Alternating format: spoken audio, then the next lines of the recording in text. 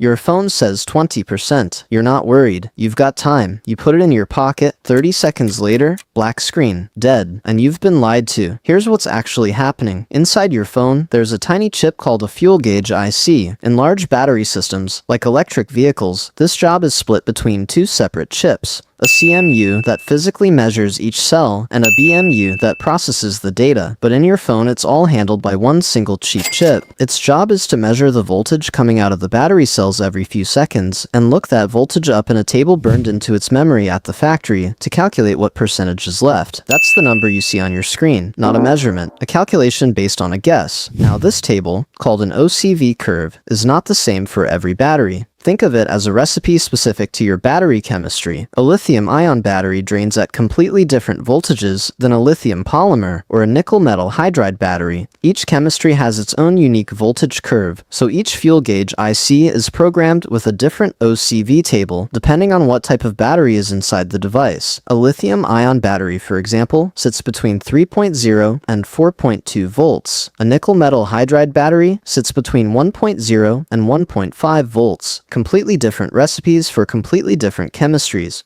But once that OCV table is burned in for your specific battery type, it never changes, ever. But your battery does. Every single time you charge your phone, several things happen inside the battery that permanently reduce its capacity. A thin layer of lithium compounds builds up on the anode, consuming part of it forever. Lithium starts depositing in the wrong places, instead of inserting cleanly into the electrode, and the internal structure of the battery slowly breaks down from the repeated expansion and contraction of charging and draining. One charge, barely noticeable. 100 charges, you start feeling it. 500 charges, your battery is a completely different battery from the one the fuel gauge IC was calibrated for. This is called SOH, state of health. A new battery starts at 100% SOH. After 2 years of daily charging, it could be down to 80%, meaning your battery can now only hold 80% of what it used to. But the fuel gauge IC still thinks it's full size. It's like a fuel gauge that was calibrated for a full tank of 60 liters still being used after the tank shrank to 40 liters. It will always lie, and it gets even worse under pressure. The moment you open a heavy app, switch to 5G, or fire up the camera your battery needs to deliver a sudden burst of power. This causes something called voltage sag. The voltage inside the battery drops sharply for a split second. Your fuel gauge IC sees that voltage drop, thinks the battery is empty, and shuts everything down, even if you genuinely had 20% left. That's why your phone sometimes dies mid-game, but turns back on when you plug it in. The battery wasn't empty, it just couldn't handle the demand.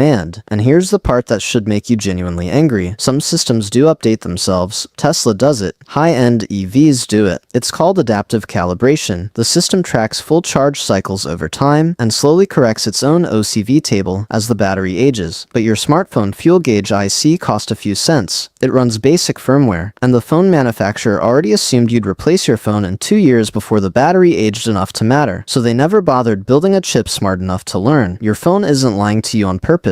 It has a cheap chip with a fixed table that was accurate on day 1, but every single charge cycle, your battery drifts a little further away from that table, and your phone has no idea.